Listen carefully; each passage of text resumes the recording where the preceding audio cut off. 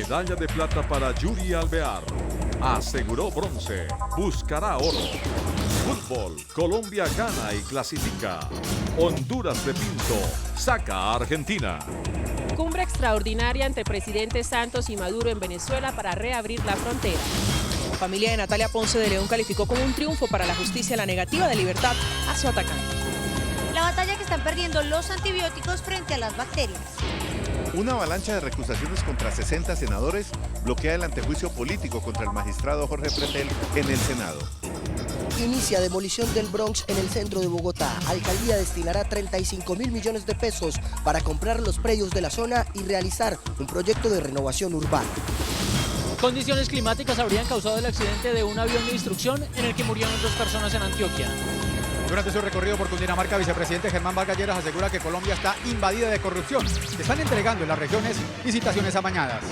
Cientos de estudiantes y padres de familia se plantaron a las afueras del Ministerio de Educación pidiendo la salida de la ministra Gina Paredes. Santa Fe logra histórica victoria en Japón. Zapata, gran figura del partido. Todo sobre el juego de Millonarios esta noche en el Campín contra Bucaramanga. Juntos pero no revueltos. Así deciden muchos matrimonios hoy vivir su relación, cada uno en su casa. Al final de la emisión, desde la nueva sede de Bogotá Auctions, hablaremos de este tema. No existe una prenda más femenina y atemporal. La falda es nuestra tendencia de hoy. El tributo a esta prenda lo veremos más adelante. Buenas noches. Nuestros secretos de hoy. 1. Dramática lucha por la Procuraduría General. 2. El procurador Ordóñez y el exfiscal Monte Alegre tienen sus candidatos. 3. Una gloriosa historia que hoy se confirmó. 1, 2 y 3 al cierre. Di Mario, para Escisión Suiza. Son las 9:30.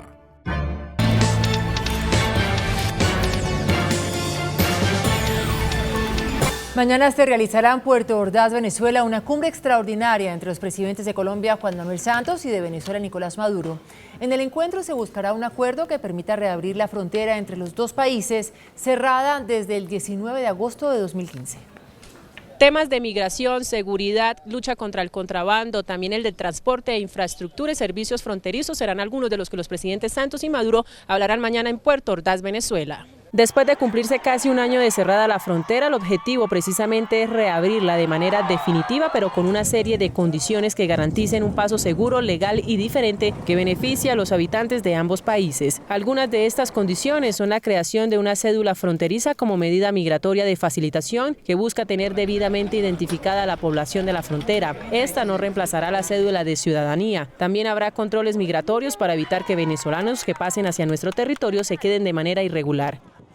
Los cancilleres de Colombia, María Ángela Holguín, y de Ecuador, Guillaume Long, se reunieron hoy para discutir, entre otros temas, la crisis de los migrantes que han llegado a los dos países en los últimos días.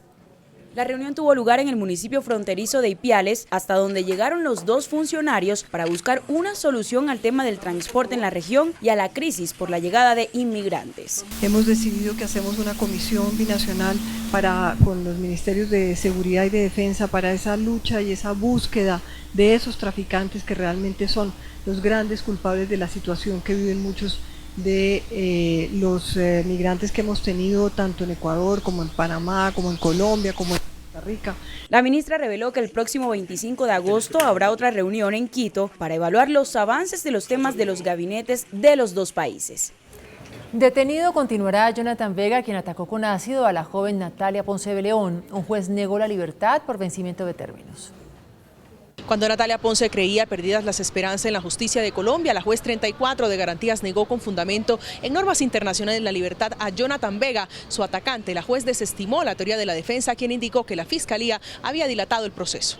Pues nosotros entramos en un proceso de perdón tan grande hace tanto tiempo que todo se lo dejamos a Dios y a la justicia, y en este caso la justicia de nuestro país triunfó por encima de todas las cosas.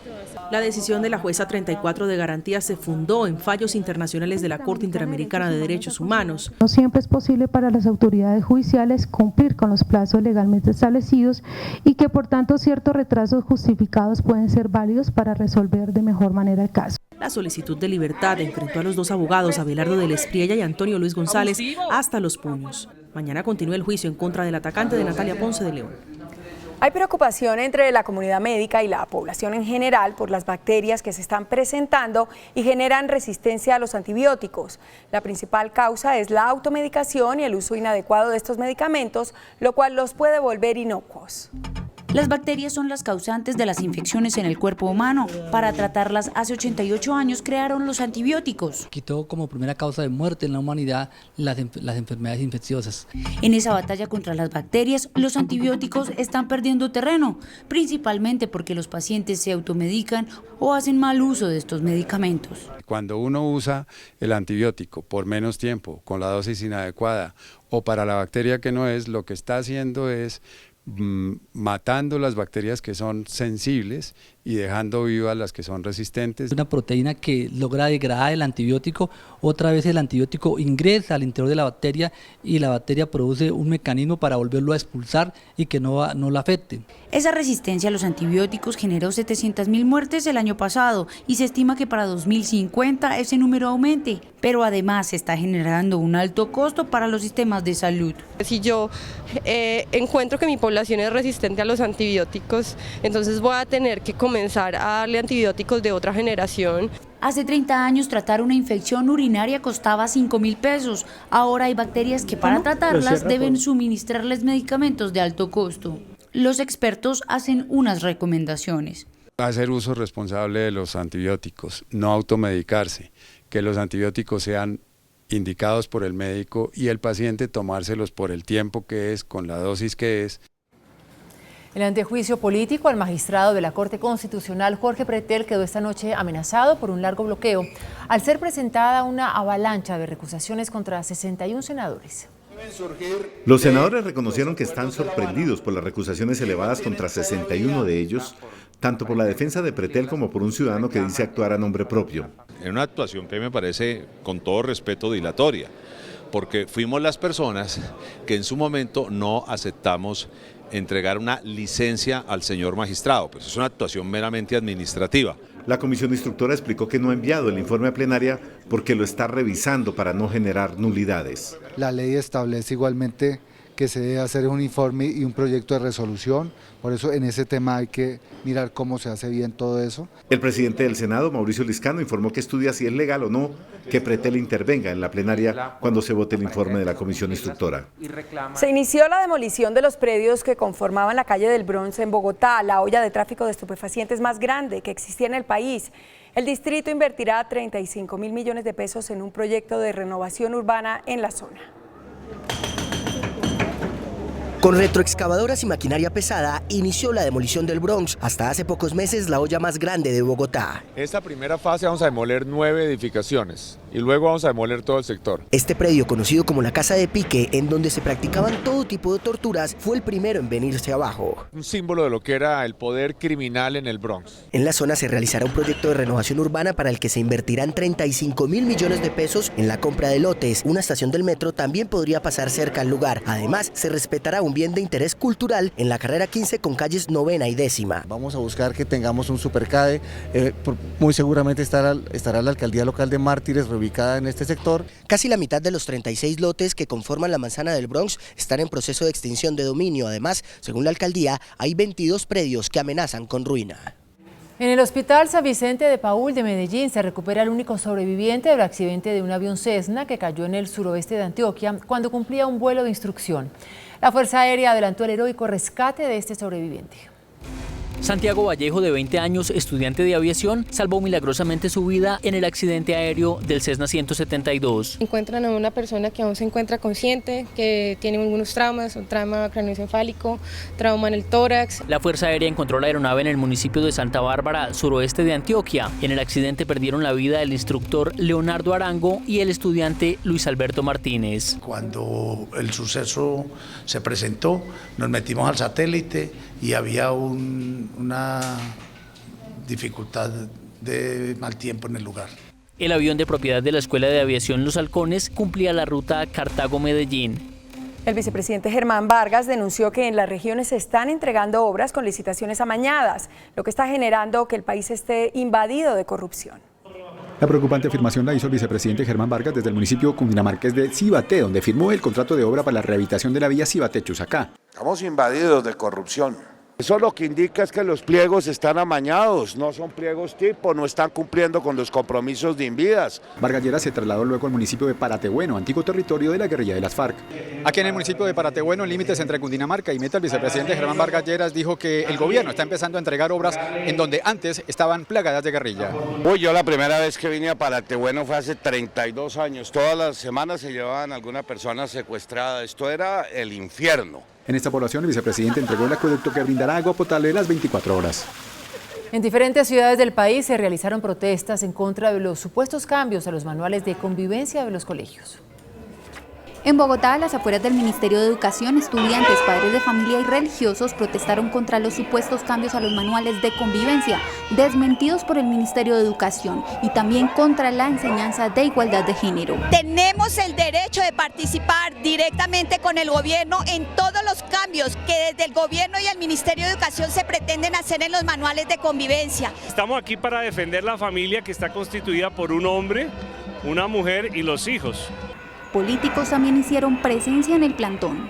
Que no apoyamos una política pública que atenta contra la familia. Los padres son los que tienen el derecho a educar a sus hijos. En otras ciudades y en la capital del país, los manifestantes pidieron la renuncia de la ministra Gina Parodi. Aunque la protesta fue pacífica, se subieron los ánimos al notar la presencia de personas que cuestionaron el origen y el motivo de la manifestación. Pues la ministra de Educación, Gina Parodi, lamentó los insultos y arengas en su contra en la jornada de marchas del día de hoy. Dijo que como mujer y como colombiana le duelen los insultos, pero reiteró que seguirá en el cargo trabajando por la educación del país. Esto respondió la ministra Gina Parodi a los insultos en su contra que se escucharon en las marchas de hoy de padres de familia. Como mujer, como colombiana, me duelen los insultos que escuché en las manifestaciones, que fueron redactados en las guaridas de los políticos que pusieron en marcha toda esta estrategia de manipulación y de mentira. La funcionaria dijo que continuará en el cargo con una misión. Que seguiré trabajando para hacer de Colombia una Colombia en paz, con equidad y con respeto. El presidente Juan Manuel Santos envió a la Cámara de Representantes la terna para elegir al nuevo defensor del pueblo. Los candidatos son Caterina Heik Puyana, con estudios en Derecho en la Universidad del Rosario, quien ha sido asesora de paz; Carlos Alfonso Negreda, abogado de la Universidad Javeriana, con experiencia en el sector público y exsecretario general del partido de la U; y Andrés Santamaría, abogado de la Universidad Javeriana, actual presidente de la Federación Nacional de Personeros.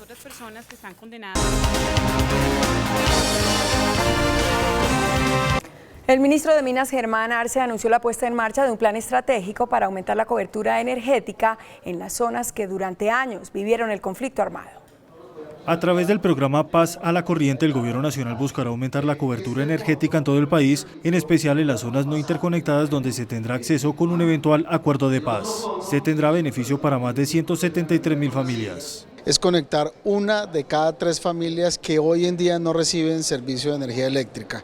El programa se llama Paz a la Corriente. Las inversiones a final del gobierno superan los 2.5 billones de pesos, con recursos iniciales por 100.000 millones de pesos. Por valor total del recaudo con el cual vamos a financiar esto, que incluso se financia a través de las tarifas. Por otro lado, anunció la revisión a los cupos de combustible asignados a Nariño por el desvío del mismo a otras zonas del país. Estamos arrancando un estudio a finales de este mes para determinar la demanda real del departamento, ajustar esos cupos, pero sobre todo pensar en mecanismos de control para que ese combustible no se nos salga de las zonas a donde ha sido asignado como un beneficio para zonas de frontera.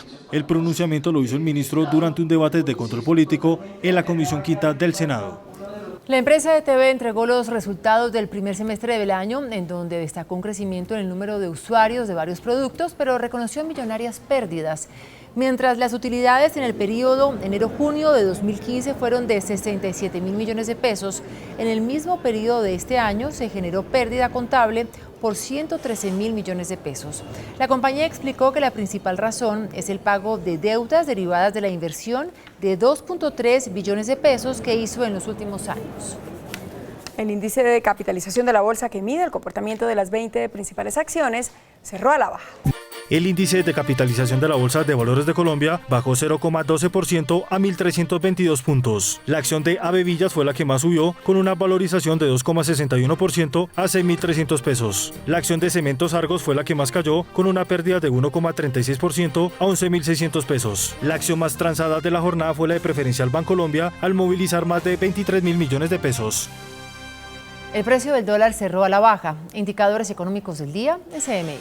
La tasa representativa del mercado que regirá para mañana jueves será de 2.954 pesos con 90 centavos. Los profesionales del cambio compran la divisa en 2.810 pesos y la venden en 2.830 pesos. Un euro cuesta 3.336 pesos con 50 centavos. La libra de café en Nueva York se cotizó a $1.38. El azúcar se transó en 19,68 centavos de dólar la libra. El barril de petróleo WTI se cotizó en $41 con 52 centavos. Una acción de Ecopetrol cuesta 1.225 pesos.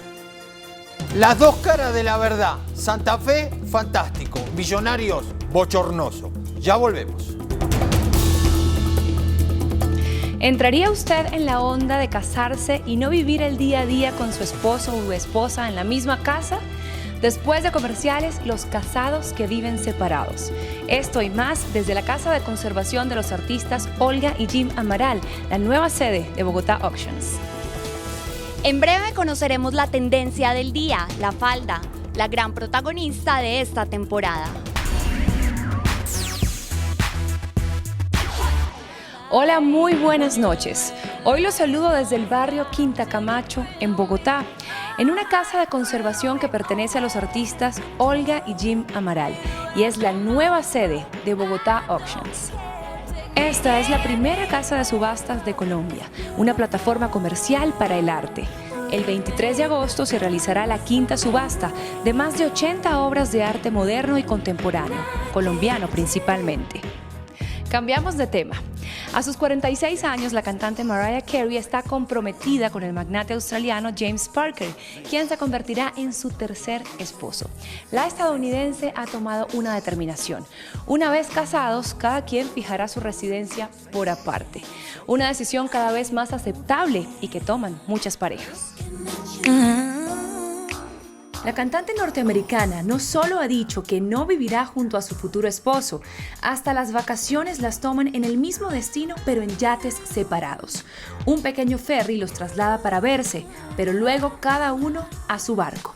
Como lo eligió Mariah Carey, una manera de vivir en pareja que privilegia tener espacios personales más amplios. Siempre y cuando no se afecten las emociones y los seres humanos acepten ese tipo de relaciones, pues es maravilloso que vivan en función de estar libres y felices.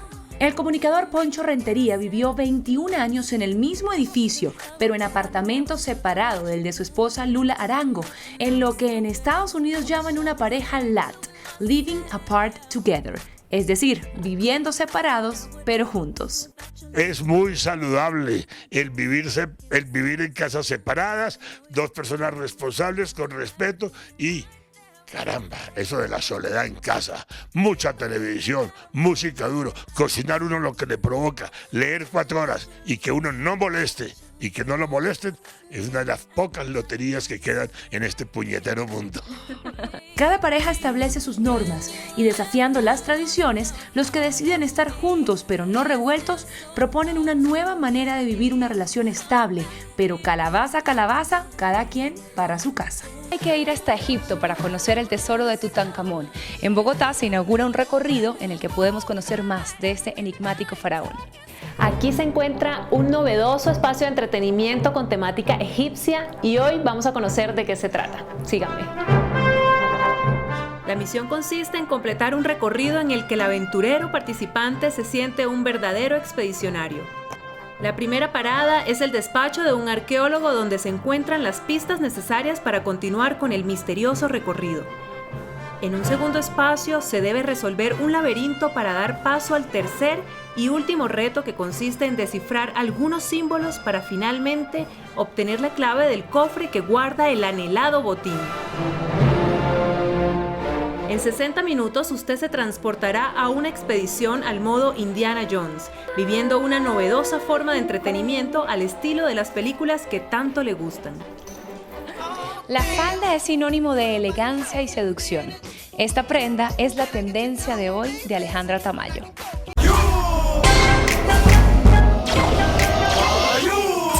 Una prenda clásica, femenina y versátil es la protagonista de nuestra tendencia de hoy. Lo mejor, la variedad. Desde las minis hasta las largas, las faldas siempre son el boom de la temporada. Las personas de baja estatura deberíamos de utilizar faldas cortas. Esto no quiere decir que tengamos prohibido utilizar las faldas largas siempre y cuando sepamos combinarlas con las prendas exteriores o la prenda superior con la que la vamos a usar. Y bueno, evidentemente la falda larga se le ve mucho mejor a una persona un poco más alta, más estilizada. La falda tiene su origen desde la prehistoria, cuando el ser humano sintió la necesidad de protegerse del clima. En los años 80 y 90 surgieron diversos tipos de faldas inspirados en los modelos de los años anteriores. Desde la falda propuesta por Coco Chanel en los años 20 hasta el glamour con el que fue confeccionada en los años 50. Esta temporada vamos a encontrar tanto faldas largas como faldas cortas, pero la que está marcando la temporada es la falda larga, las maxifaldas.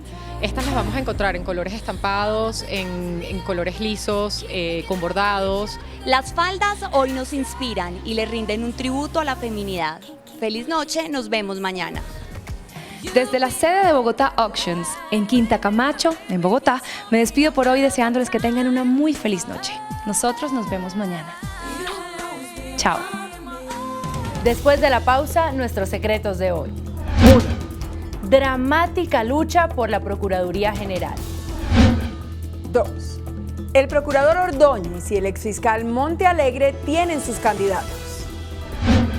3. Una gloriosa historia que hoy se confirmó.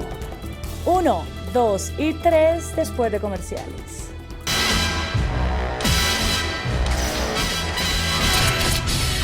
Nuestros secretos de hoy. 1. La lucha política por la elección del nuevo Procurador General de la Nación está al rojo vivo. Y cuando digo rojo, es que son liberales los 3 más fuertes aspirantes a la postulación. Como se sabe, al procurador lo elige el Senado, de una terna integrada así: un candidato de la Corte Suprema, uno del Consejo de Estado y uno del presidente. El exmagistrado Humberto Sierra Porto, liberal, el exministro y exconstituyente Fernando Carrillo, liberal, y el exvicefiscal Jorge Perdomo, liberal, son los 3 principales aspirantes. Sierra aspira a ser ternado por la Corte Suprema, donde se enfrenta duramente a Perdomo, también aspirante por esa corporación. Carrillo aspira a ser ternado por el Consejo de Estado. También aspiran a ser candidatos por ese tribunal el exconsejero de Estado Marco Velilla y el actual viceministro de Relaciones Francisco Echeverri. El tercer candidato será seleccionado por el presidente de la República. Y a eso aspiran, por escogencia de los senadores conservadores y no de su directiva, los juristas Jaime Arrubla, de la Casa Pastrana, Enrique Gil, exconsejero de Estado y excontratista de la Fiscalía, y Wilson Ruiz, quien fuera presidente de la Sala Disciplinaria del Consejo Superior de la Judicatura. Todo parece indicar que el presidente ternará a un conservador, a pesar de su enfrentamiento con el actual procurador que pertenece a ese partido. Su simpatía estaría por los lados de Juan Hernández, exsecretario general del expresidente Pastrana, de quien posteriormente se separó. Pero hasta hoy el presidente no ha hecho el guiño que habitualmente hacen los mandatarios. 2. ¿Quién lo creyera? El procurador Ordóñez y el exfiscal Montealegre también participan en la elección de los ternados para la Procuraduría. Los candidatos de Ordóñez son el exmagistrado del Consejo de Estado Marco Velilla y el expresidente de la Judicatura Wilson Ruiz. Velilla aspirará por el Consejo de Estado, tribunal que podría hallarlo inhabilitado porque buena parte de los magistrados que votarían por él fueron elegidos por él mismo, cuando Velilla pertenecía a ese tribunal. Se presentaría la famosa puerta giratoria de yo te elijo, tú me eliges. En el caso del exfiscal Montealegre, él está jugando en las 3 pistas. Su candidato para ser ternado por la Corte es su ex vicefiscal Jorge Perdomo. Su candidato para ser ternado por el Consejo de Estado es su exdirector de Asuntos Internacionales y hoy vicecanciller Francisco Echeverri. Y su tercera opción es Enrique Gil, quien fuera su asesor y contratista en la Fiscalía. Conclusiones. Se va a presentar un choque entre las fuerzas en las Cortes del procurador Ordóñez y las del exfiscal Montealegre. Es decir, es casi seguro que se neutralizarán entre ellos. Otra conclusión. Procurador será quien no esté metido en ninguna de estas peleas. ¿Por qué lo digo? La coalición de gobierno no va a elegir a un enemigo de la paz ni del presidente. Y ustedes saben cómo son de tensas las relaciones entre el mandatario y el procurador y cómo son de distantes sus relaciones con el exfiscal Montealegre. La gran lucha comienza el jueves de la semana entrante, cuando se cierran las inscripciones. Parecería ser que el presidente ternará a un candidato que sería conservador, pero deseará que gane otro. Después de semejante garrotera con el conservador Alejandro Ordóñez, no desautorizado por su partido, pocas ganas debe tener el mandatario de que se elija otro conservador. 3. El fútbol de Colombia le sigue dando satisfacciones internacionales a nuestro país. Hoy nuestra selección de fútbol se clasificó invicta a cuartos de final en los Olímpicos de Río.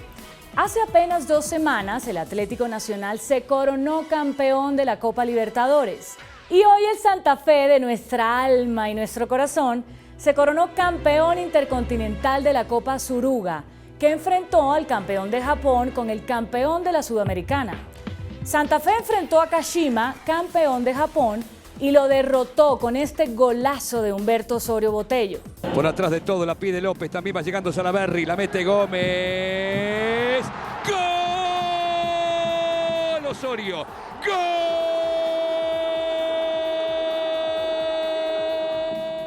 Vean la celebración en el camerino en Tokio.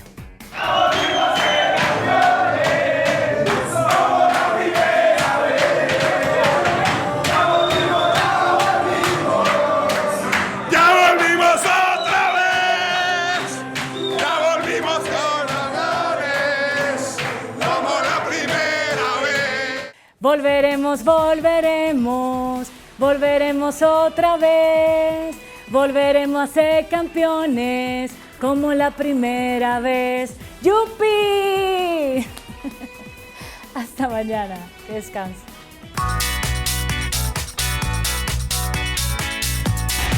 Después de la entrevista en Pregunta Yamid con Guillermo Fernández, representante adjunto de la Comisión de Derechos Humanos de las Naciones Unidas para Colombia, ¿está usted de acuerdo en que los colegios de Colombia, a través de sus rectores y padres de familia, adopten manuales propios de convivencia?